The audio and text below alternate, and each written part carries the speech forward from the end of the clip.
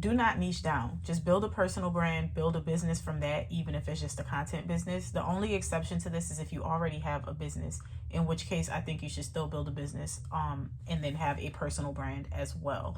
The reason that I say this, and the only benefit that I believe exists in niching down, is if you want to be known for one specific thing. If you are okay with being the person that is known for this. Think of for instance, Nara Smith recently did an interview, not an interview, girl, podcast interview, yes.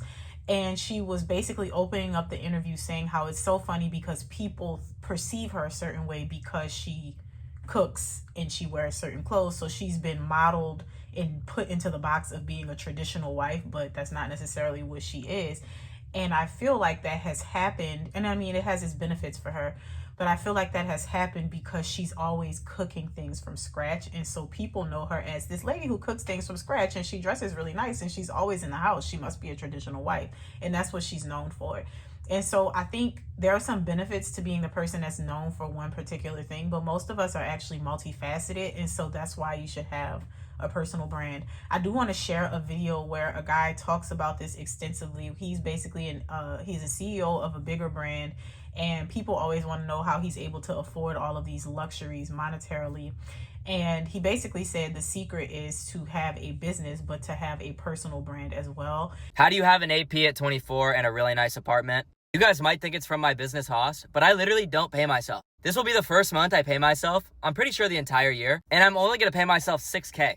As the CEO and founder, I have employees and creators that make more than me. So how do you make money? How can you afford the nice apartment? How can you afford nice things, these nice trips you go on all the time? I have a personal brand, bro. Guys, it's 2025, okay? If you have value to provide, then you should do it. If you have value to provide, then you should do it. I'm sure a lot of real entrepreneurs out there these days see all the guys that sell courses and info products and stuff like that. And they're like, bro, I'm putting 18 hours a day into my business. I'm barely paying myself. And these guys are out here just making all this cash. And that's valid, bro. I used to feel that way. But the truth is, you're just missing out on opportunity. You're doing it all wrong, bro. I'll give you a quick example because I don't want to yap too much longer. I have my main business, which will do $7 million this year. I barely pay myself from it, but I also have a private networking group for entrepreneurs, and I do personal brand coaching. And from that, I'll probably make about $500,000 this year. And that's pretty much all profit because I'm not selling physical products. That's info, that's coaching, it's pure margin. And if you're a real entrepreneur, once again, and you have a good personal brand, I'm sure that people would pay you a lot more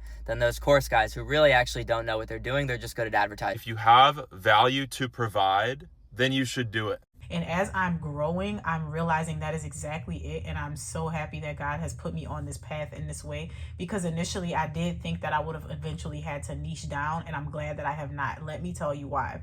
I have a personal brand, and when I first started posting consistently, I was talking mostly about my experience as a wife and a mother, but I always knew that wasn't the only thing that I wanted to talk about because, again, I have multiple interests. But there is always a season where I talk more about one thing than the other, and so I'm always shifting gears with my audience. But the baseline of everything is accountability. So whatever it is that I'm talking about is holding myself accountable. How do I move forward? How do I be the best? Whether that be content creation, was in the best I can be. Content creation, building a business, saving money, being a mom, being a wife, whatever. I'm always speaking from the place of accountability and being a woman of God. And that's the thing that kind of shines through all of my content. Now, the benefit in having a personal brand and branching out from those things is that people like you and then they buy into you.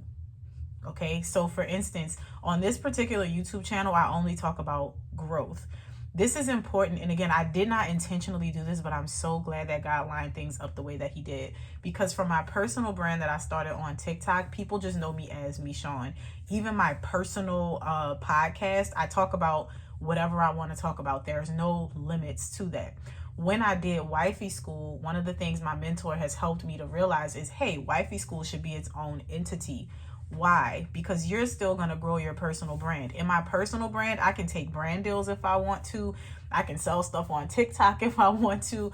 I can read books if I want to. I can do whatever I want. I can start doing day in the lives, and I can take that brand in whatever direction I want to. I can monetize that brand. But also being the person who started Wifey School and being a wife, I can either continue to be the face of Wifey School on its own platform, but I can also always promote Wifey School on my personal brand. But Wifey School is its own business. So Wifey School can have its own thing. I can hire staff, whatever. I don't have to hire staff, but it's its own separate entity that is a business that I built. And although I represent my business, it is not, because I give it its own space, I can do whatever I want over here in my personal brand. So now in my personal brand, guess what else I can do? I can be a TikTok coach. And that's something that has opened up for me, where TikTok has reached out and they have a squad up program where they get people who have done well in TikTok shop to coach other mentees. That's not something I would have felt like I could do if I had niched down. If I niched down and I treated my Just Michonne page like just Wifey School, I wouldn't be able to do that. I wouldn't be able to pivot. I would be married to that thing. And so I'm not trying to tell you not to niche down. I'm just trying to tell you that if you're going to niche down, I think you should still have a personal brand. Like if you're going to do finance, that's great. Be the girl who does finance, but you should probably have your own personal brand. Even when you think about people who have larger businesses, I don't know if y'all know who Dan Cole is. Dan Cole built Cortex, which is like this AI thing, and it's really cool. But I started seeing Cortex videos pop up, and I didn't realize that he had a whole separate platform for Cortex. So he's Dan Cole, but Cortex is his business, and every now and then I'll see a video on Cortex's page, but he's the face of the brand, but he's showing you how to work Cortex. But it makes sense because I would honestly watch both of those channels because he gives so much valuable information, right? And so he's actually one of the people that helped me to realize like it's not that important to have a niche so much as you just need to be a person. And so when you niche down, like I said, you become the person that's known for this thing. I want to give a few examples of this. Like if I say Alex Hermosi, you probably visualize what he is, but he's also to the point where he is a personal brand and you think of him how you think of him, but he has other things going on outside of that. And I just feel like we're all people, and I want you to understand what I'm not saying is you have to create all these different pages, but what I'm saying is don't force yourself to niche down, because you being multifaceted and having multiple interests, I think that makes you more relatable, and I think it's less likely that people outgrow you. For instance, in the time that I started my page and I was doing Wifey School, because I was a person, there are people who I know are no longer married. There are people who I know followed me initially for wife content, and they no longer need me for that because they've grown and they've kind of taken control and they know what they're doing in their relationship. They've been seeking God. They don't necessarily need me to guide them in that way anymore, but they're still there because you just never know what else to expect from me because I'm a person and I'm living through my experiences. I'm not only talking about wifehood. Whereas if there are people who are following you for that specific niche, once they outgrow you, they may not need to be along the ride with you anymore. Now, I'm not saying it matters all that much, but I'm saying it matters in the longevity of what it is that you're doing. So what I would recommend is if you're not a beginner, you're not posting anything, stop asking people, what do I post about? Just start posting what's real to you. Post what's real in your life. Have your boundaries. Know what you don't want to post. For instance, I can talk about marriage, motherhood, all the things, but I'm not putting my children and my husband on screen. I have in the past done things like that, but not like, hey, everybody's all in the camera. And the reason that I don't do that is because they never consented to being content creators. Like, this is not their world. This is my world. And I found that I can be just as effective in getting my message out, talking about them and not showing them. There have been people who have asked like, hey, could you get your husband on for an episode? Could you and your husband go live? I don't like the idea of that because I also feel like once I take that step, it is going to become an expectation for my audience. It's kind of like what I talked about with cooking. In that one video I randomly did that went viral, and it was a salad video, and I was like, I don't really do cooking videos. I hope people aren't expecting more of that. And lo and behold, it has like 8-point-something million views. So every now and then I'll still do a recipe. But I also realized, again, on your journey, you just don't want to share things that you're not going to want to continually share. And for me, my family is my sacred thing that I don't want to share with the internet. I will share wisdom. I will share convictions. I will share knowledge. My family is mine. That's something for me. And so you do have to figure that out when you're doing this whole not niching down thing, because you might be all over the place. You might get in a car and rant about something. You might be like, come with me to get coffee. You might be like, come with me, I just woke up and decided to go to Texas so I can go to Buc-ee's. I don't know. But in you building that personal brand, you're showing people who you are. And then if you build a business out of it, then you venture off to the side and do your business. Your business will still be promoted on your personal page, but your business can also be its own thing. And the best way that I can describe this is to just give y'all the examples really quickly before we end. So my personal brand on TikTok is everything that Myron feels like talking about. There are certain things that Myron talks about so much that she likes to help people professionally with. And those two things right now are helping people to grow their platform and helping people to sustain their marriages. And although they seem completely different, the underlying thing is accountability. So that's why it works. But they're two separate things where I'm going to have a separate platform here for that. Just like what I do with YouTube. I have a YouTube where I talk about all the other things, but then this YouTube is its own, because it will be very confusing for people to come to a YouTube where I have all of my life experiences and then like every fifth video I'm talking about growth. TikTok is different, but YouTube, they're separate. And so the goal that I'm going to be doing moving forward is even taking Mish Inspired to create its own thing, where I'm talking about all of these things, but I'm keeping them separate for those separate audiences. And then my personal brand is my personal brand. The beauty about this is the personal brand brings people who are attracted to you and your content and your personality. That does give you more leads very organically, very naturally, because if I'm talking about being a wife, if I'm talking about growing on TikTok, if I'm talking about making salads, whatever, and you like that, that's great. If you realize, hey, I want to grow my platform. If you realize, you know what, I want to fix my marriage, I want to show up better as a wife, you'll be like, oh, Myron, I love her, I want her to coach me. See how that works? And so then when you separate those things, you just make it less confusing for your audiences, and you make it less overwhelming for yourself to be trying to house all of those things in one place. But I've come to a place where I realize that is what it is. Unless you already have a business in mind, do not niche down. Unless you already know what you want to talk about all the time, do not niche down. Just get up and show up as yourself. Talk about the things that are real to you. Share the things that are real to you. If you're a stay-at-home mom, share your experience as a stay-at-home mom. If you're a working mom who's juggling multiple jobs and trying to buy property, share that. If you are going through a breakup and there are lessons that you've learned, share that. You don't have to share your whole relationship. If you are building your house from the ground up and you want to show people how to do it, share that.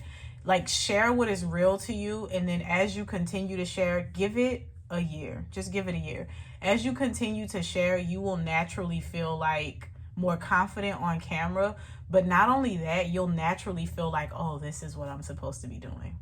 This is what I'm supposed to be talking about. But so many people don't get to that point, and they don't get to that point because they're too busy asking all these questions. And I don't want to be funny when I say this, but a lot of the feedback, the most recent video I did on TikTok talking about how content creation changed my life in unconventional ways, not just about the money, obviously the money, but other things outside of the money. Some people started asking questions that I started to answer, and I did answer some of them, but some of them I feel like you're so busy overwhelming yourself with information instead of just starting.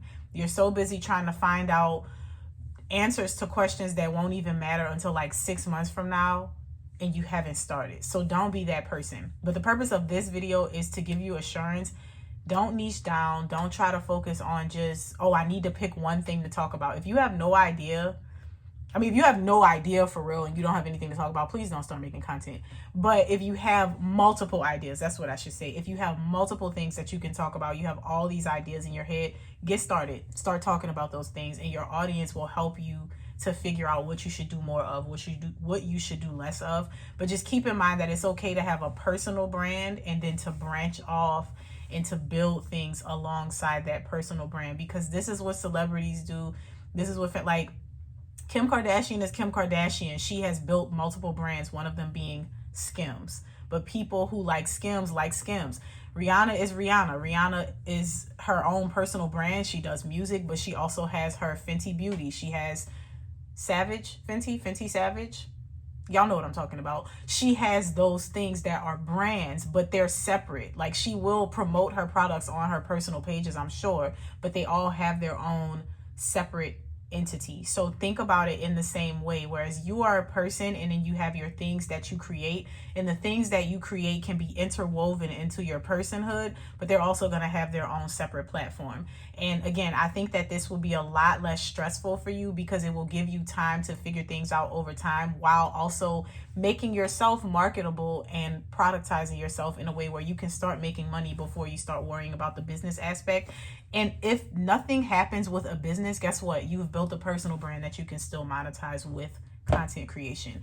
And so what I've found and what I've been doing and what I think you will be able to do is personal brand, monetize your personal brand in multiple ways. I've talked about this before. I do TikTok shop, I can do brand deals, I can do getting paid per view on TikTok and now also on YouTube. But then I also have my businesses, and my businesses will also pay me. And so that's great, right? And I know I'm talking about money, but I just want to also establish the fact that if you start and you don't worry about the money and you just focus on providing value to people, you're the value. You just have to unpack it and make it noticeable and marketable to people. And that's what I'm talking about here. I'm showing y'all like how I got to that point, because I'm the value. That's the thing that you have to realize. It's okay to say that you're not being egotistical, because God has placed you here with this gift and this value to be valuable and to serve other people. You just have to figure out what that thing is. And once you figure out what that is, even if you don't want to build businesses, being a personal brand is going to be so rewarding for you. So stop trying to figure out how to niche down and just show up with your ideas raw, unfiltered, and polish them over time. It's absolutely okay. I sent out an email today. I'm going to put a link to that. If you haven't gotten that email, I'm just going to make it a post so that you can read it, and I'll put that in the description box. But Steven from the Diary of a CEO podcast actually posted something, and one of the things he said is that embarrassment is the fee for entry, or the cost of entry. And he also said that you have to get comfortable polishing yourself in public. You have to be imperfect in public. And that's exactly what you're doing when you don't know what you're doing. You don't know what you're doing, but you know you want to do something. You got to be cringe. You got to be embarrassed. You got to just do it and keep doing it and keep refining and keep polishing, y'all. And I really, really hope that y'all believe me when I say this. You can see it. I've been here on this channel since November. And aside from growing to like over 300 subscribers on here, y'all have watched me take my TikTok from 50,000 to now, like 190,000 people in not even a year. Y'all have watched me promote my business, grow my business, challenge myself, change ideas, change my technique. Y'all have seen all of these things happen. And so I really want to be the social proof for somebody. And I want you to know that you can do it. I'm not a unicorn. I'm not special. I'm not anything like that. Like, I am just a person that has been obedient to what God has placed in my heart, and I've been active and diligent about serving the people that he places in front of me.